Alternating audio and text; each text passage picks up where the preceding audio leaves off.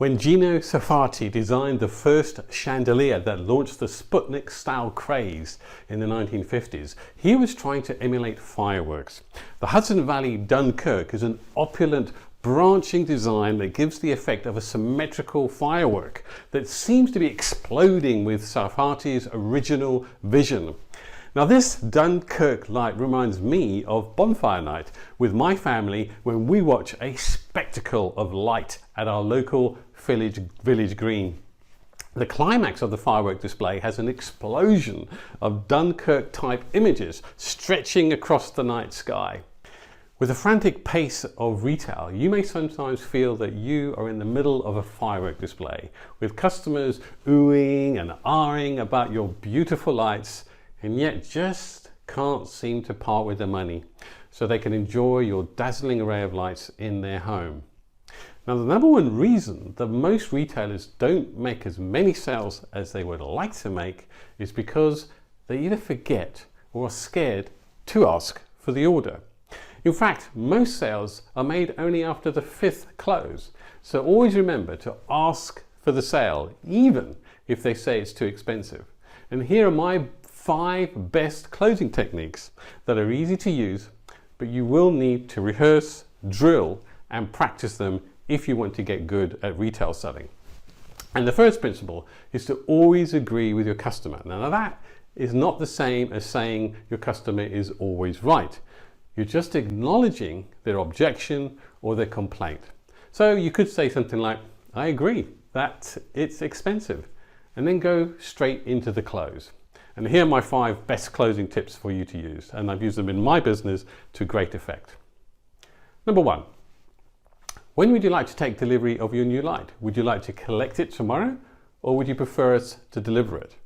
This is a great close because it's just a very easy alternative close, and you'll notice that most great closes are an alternative. Can we do this or can we do that? And we've been doing this since childhood. You know, we say to our children, instead of eat your dinner, we would normally say something like, do you want baked beans or scrambled egg? Do you want chicken or vegetarian? So we just give them a little choice so that it makes it easier for them to make that decision. And that's exactly what we're doing when we're making that closing offer to our customers. Number 2, how would you like to pay for your new Dunkirk fitting? Is that cash or credit? There's that alternative close again.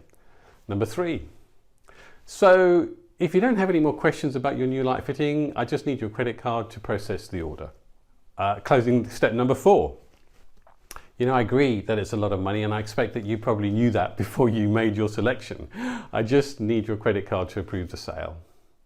So there again, we're agreeing with the customer. We're not getting into an argument. Yeah, I agree that it's pretty high, and they probably knew that before they came in. So before they even came in to your showroom, they've done their homework. They know that these things are going to be expensive. But then you literally close the sale. And then we don't get into an argument about it's cheaper on the internet or I can shop around.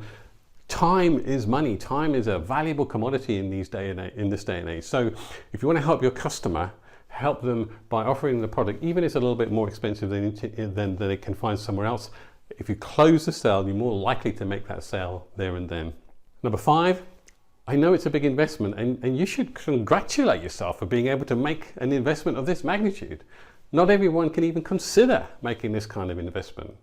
So will you be collecting the light fitting from our store, or would you prefer us to deliver it to your home? Again, we're offering them that alternative close. We're also agreeing with them, and we're talking about it as an investment. You know, if you're selling a high-end light or a high-end product of any kind, try and see it as an investment, or when you speak about it as an investment, your customers are going to be more engaged because they then start seeing it as an investment rather than an expense.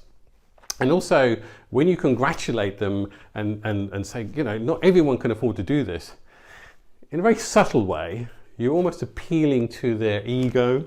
So yeah, well, I can afford this. Yeah, I should be grateful for that. Yeah, here's my credit card. So those are 5 simple closing techniques that you can use. Try that with your customers. Train your staff, work with your staff, practice, drill, rehearse. Make sure it becomes second nature. And the more you do that, the more you will close sales. I've tried these techniques in my sales career to great effect.